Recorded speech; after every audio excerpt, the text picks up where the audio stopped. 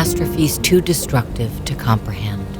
The first wave wrought by nature, the latest man-made, now combined to devastate a land and a people. 5 years after Hurricanes Katrina and Rita, Louisiana's recovery is eclipsed by the largest environmental disaster in American history. Follow 6 very different survivors as they fight to keep their land, livelihoods, and way of life from washing away.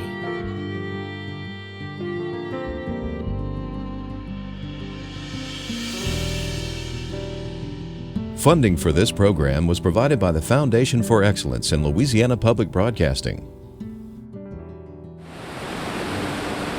Late summer 2005, Katrina and Rita make landfall and history. People thought this was a 100-year storm. September 2008. Hurricanes Gustav and Ike demolish Gulf Coast communities still struggling to rebuild. All across South Louisiana, you have people still paying loans. You have people that still haven't moved in their houses yet. Their lives are completely overturned, and then you have, this huge spill. April 20th, 2010. The BP oil disaster sends a flood of oil gushing into the Gulf. I don't see how everybody's going to survive it. For generations, man and nature thrived here. But in less than a century, attempts to control the Mississippi River and harvest the area's natural resources cripple this fragile ecosystem. 2,300 square miles of coastline washed away, 528 in the last 6 years alone. More than 700 species of fish and wildlife and a way of life for over 2 million coastal residents depend on this shrinking landscape for survival. As wave after wave of devastation threaten their future, the personal stories of 6 survivors bring the immense scale of this profound crisis into sharper focus.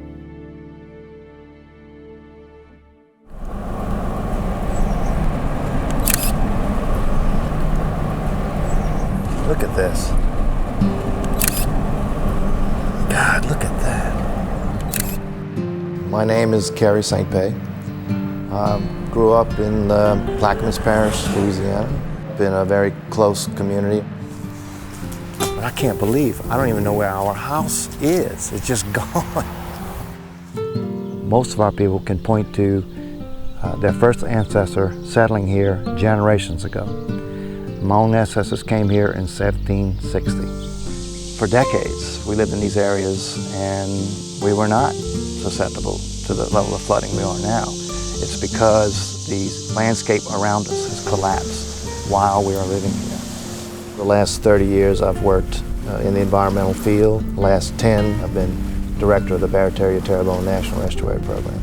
The Barataria-Terrebonne system, that area between the Mississippi River and the Atchafalaya River, is the fastest disappearing landmass on Earth. We are sinking. The whole system is sinking. We've redesigned the whole watershed of the Mississippi River. We've put locks and dams, keeping sediment from coming down here. We've put levees on the system down here, and we've cut channels everywhere for navigation, for oil and gas exploration. We've modified the system according to human design, and it's got us in the shape we're in now with this incredible land loss issue. We have to restore this system. Otherwise, we're going to see absolute tragic loss of a way of life that is nowhere else on Earth.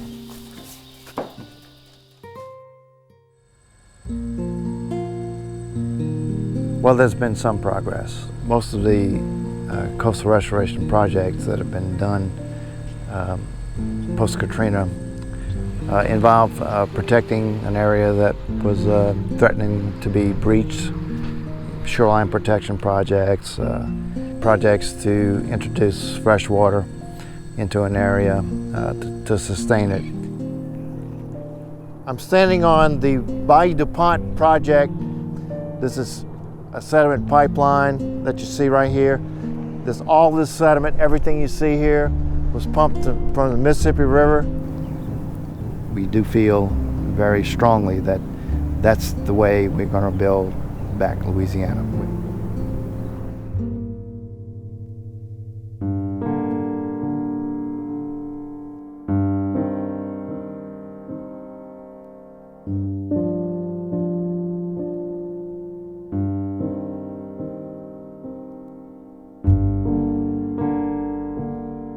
In the 25 years I responded to oil spills for the state of Louisiana, I covered hundreds of spills per year. Oil moving on the inside of estuaries creates a very specific problem. There's a direct toxic influence on the marine organisms that live in the estuary. 25% of the nation's commercially dependent estuarine species, a full 25%, spend all or part of their life cycle within the Barataria-Terrebonne region. That's phenomenal. People are seeing the impacts of the oil, and they are understandably concerned, and they see animals dying, and they see pelicans full of oil, birds full of oil, and it's heart-wrenching. They want to do something. They want to do something. But we can't do more harm than the oil is doing itself. You know, if the oil comes in, we have to deal with it. It's toxic, we have to deal with it. But the oil won't kill everything. It won't kill all the vegetation. It won't. I've seen it not do so in hundreds of spills. We can't change the whole landscape, the whole form of our system in the name of protecting ourselves from the oil. We can do more damage that way. As the system disappears, it's harder and harder for us to live here. And it's harder and harder for us to maintain that culture when people move away.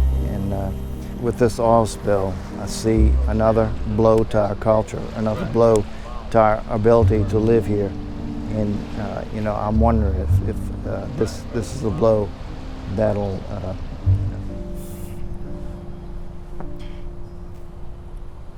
destroy it. Yeah.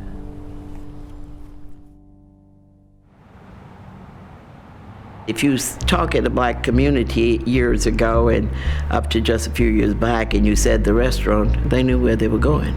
There was just one, Dookie Chase's. My name is Leah Chase. I'm a chef, co-owner of this, what's left of this place here. We had Duke Ellington, Nat Cole, and you see, we'd get all the musicians when they get off. Everybody came here. Ray Charles, this was Ray's place. People came before integration because if they had to meet with black people, they either met in the church or they met here. In New Orleans, we do a lot over food. We meet and plan big things over food. Before the hurricane came, we were working hard, really working hard. And here comes Katrina, and now, overnight, you have no place. There was water all over. I had never in my life seen anything like this. My daughter lost everything. My son lost everything. My sister, I said, can't you go back and try to recoup some? She said, Leah, I didn't see my house. I've been in this kitchen 60 years, and there are a lot of people just like me. They can go wherever they please. The way I am, I can't do that. Because, you know, it's just not about me. I think people can build up neighborhoods, just stay there and make it work. And that's what I did here all these years, and that's what I'm going to continue to do. Every morning I get up and I look out there. For a long time it was just nothing. I could see nothing happening, and it was, to me, so slow. The biggest challenge was getting this work done. I thought I could never get it done. A lot of people helped me get to this point, so I can't sit down and wait. I have to prove to these people that they didn't waste their time helping me. Everybody helped me, and so I can't afford to die because I owe too many people. It was a hard road to take, and some people are still scuffling. 80% of our city was underwater. That is unbelievable. But look what we're getting now. We're getting new housing, we're getting new streets. We're gonna have new things and new energy, things for people to come back to. You know, I feel that we have one of the biggest industries there is, and I think it's a great industry, and it's tourists. When people come, there's nothing to me better than people. And service, I love service. That to me is the best thing. We lost a lot of service all over the city, but it's coming in, and our restaurants are doing well. I open now for lunch, and you can see today we have a good lunch. But I like dinner. So we got it this far, and I think by maybe middle of May, we'll have everything going for dinner and all. I never look back at what I had or what I can't get. I never do that. You just live from day to day and keep going. And that's all you have to do, honey. That's how you pay people back for what they do for you. You show them, well, I'm gonna do this, and I'm gonna lift up this community, and we're gonna lift up our city, and that's what I intend to do.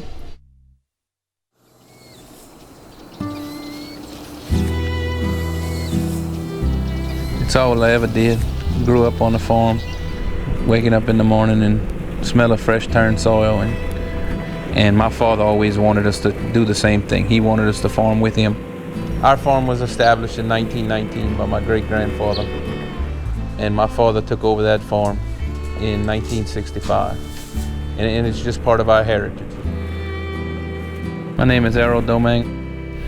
My house lies 5 miles south of a little town called Erath in south central Louisiana. We're some 20-odd miles off of the Gulf where we are here. Hurricane Rita affected south central Louisiana and southwestern, and Hurricane Katrina all of southeastern. So most of all southern agriculture, whichever it is really devastated. It's a stressful time. It's a day-to-day time. Most of our family and all of our neighbors all displaced. My father and mother are living with me.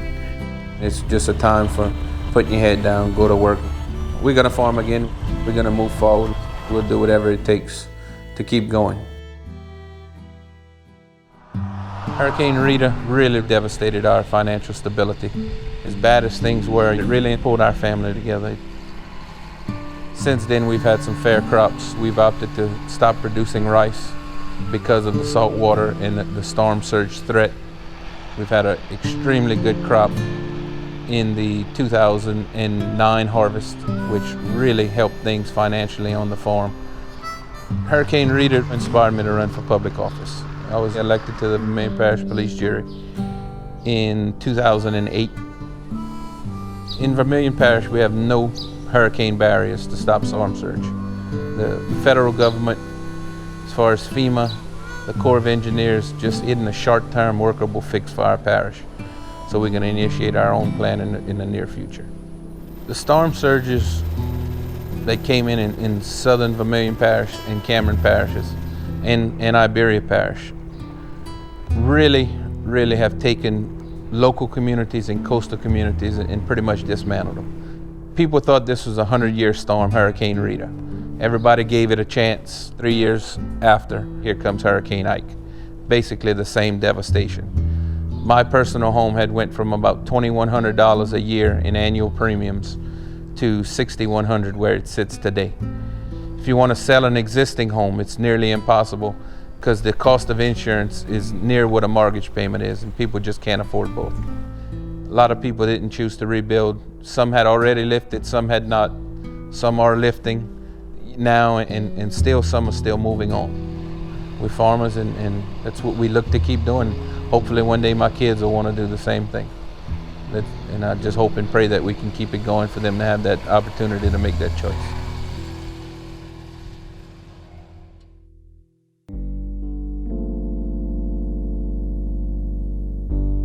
My name is Marlon Harton. During the hurricane, I was living in New Orleans East. Everyone that was staying on the first floor had to come up. 2 or 3 elderly people died because they couldn't get up in time. The water was coming so quick. We was desperate, we had to get out. But when we tried to do it, it was impossible. It shouldn't have took that long for helicopters to come, you know. They brought me to the causeway. There was a lot of people, there was a lot of chaos. The hardest part for me was on that bus on the way to Houston, thinking about what the heck just happened just now. I was in Astrodome maybe 2-3 weeks. We were just reminiscing about the whole city of New Orleans and what was going to happen and where was your loved ones. They got thousands of people that want to come back, but there's no place for them to come. You know, I'm determined I'm going to go back and I'm going to do it, I'm going to make it work. It went from the trailer to downtown, uptown, back in the east. So I was on a little road tour. Go, run. Finally, you know, I'm back, you know. I just moved here 2 days ago, you know, and you can say I'm settled in. With Katrina, we saw a lot of families split, a lot of separation, and we didn't want that, you know. I mean, you can be here today and gone tomorrow. Things that of that magnitude can have you like, well, let's do it now. I mean, what are we waiting for?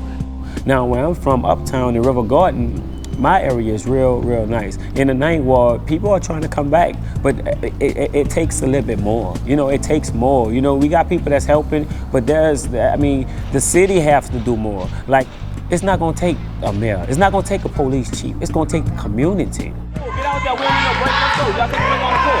Don't pull. Do not pull. Stay on your man. I'm the head basketball coach at Laurel Elementary School. Let's go. I say my restaurant, Finger Licking Wings, is located right across the street from the school. I'm also a local bounce artist. I'm a promoter, and I'm a father. You know, so, but I think that now that I'm back, it feels as if Katrina didn't even happen, because I mean, I got my 2 kids, you know, and I'm happy than I ever been. Just looking back on the whole event, I just felt like I was helpless. I never felt like that before, never. You know, but we need to learn from that and let's move forward. You know, let's do what we need to do with the levees and everything so it don't happen again. We have to save this, we have to fight for this, you know. Without a doubt, this is home.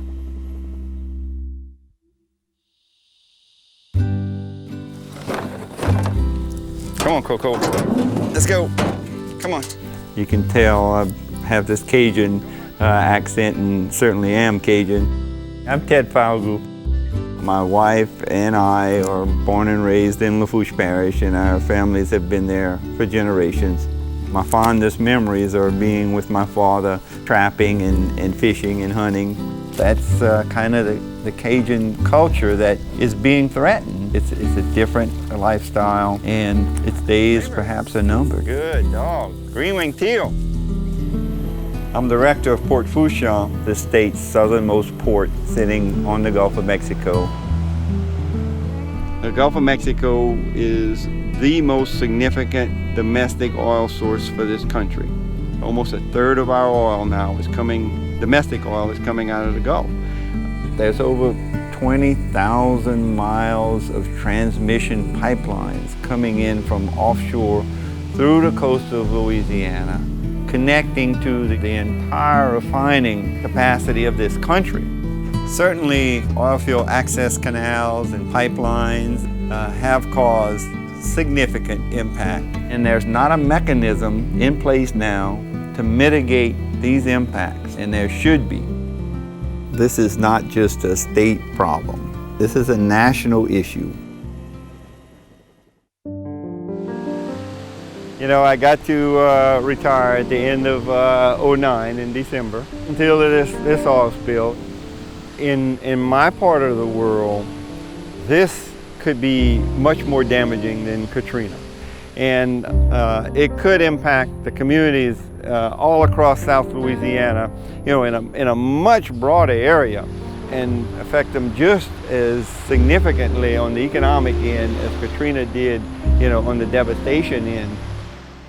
I think Katrina opened the eyes of this country as to what was at stake down here. And we're looking at sizable revenue coming from offshore sharing, but not till 2016 and beyond. And I don't know if we can wait till 2016. Oil and gas is our economy.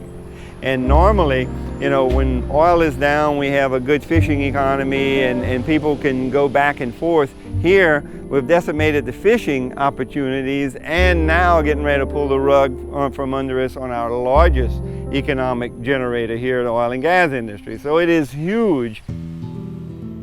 Before the storms, our weakest link was our highway connectivity. We're building a highway to help bridges to get down here. And if we don't get the funding to complete this bridge, we could very well lose our access to a facility like this, to our energy supply, to our ability to respond to environmental disasters like we're experiencing now. We've had to shift our focus to something other than building. It's more of survival right now. You know, when events like this occur, things change. Believe me, there will be changes. I can't tell you they will be for the better, but there will be change. Clearly, the jury's not out on what these impacts are going to be.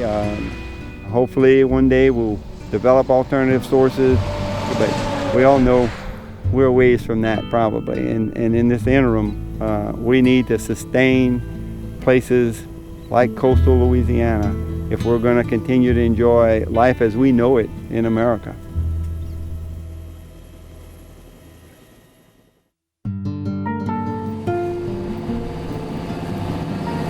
It's something that's kind of bred into you. It's not for everyone, that's for sure.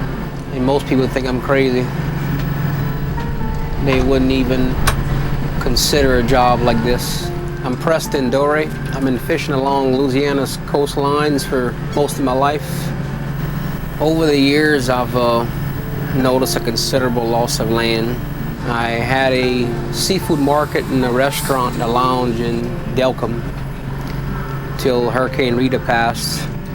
With this storm being 80, 90 miles down the coast and the town of Delcombe being 30 miles up inland, it is unbelievable what this storm caused.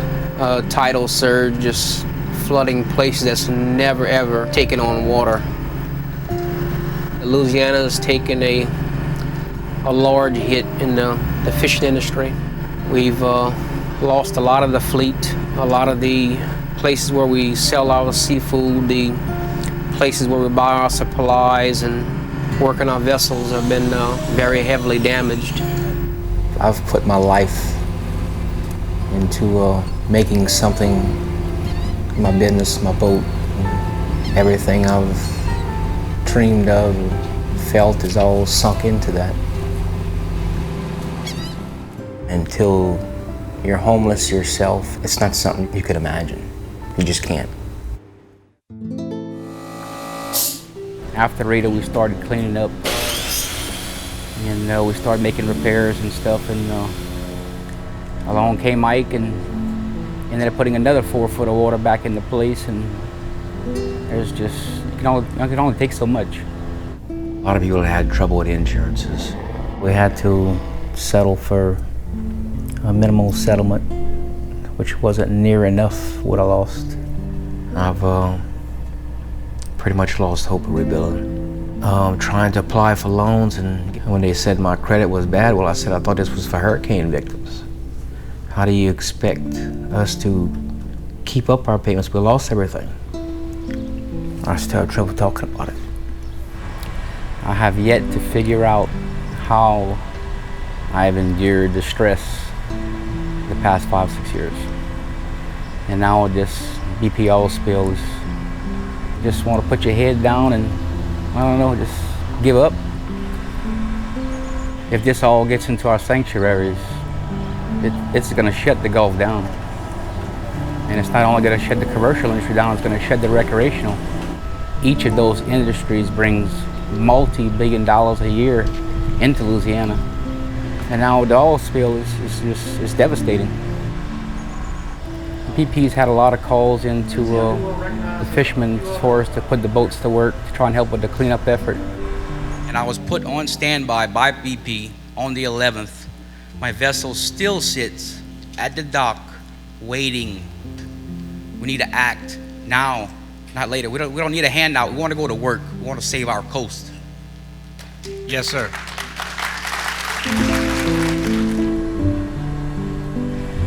Our culture starts with the coast. It starts with the fishermen and trickles on down the line from the processors to the truckers to the restaurants to the stores, the motels. It's just an endless cycle that starts right here at our coast. Louisianans are quite a unique culture. They seem to persevere even the worst of storms. And even with this oil spill, somehow or other, we're gonna make it.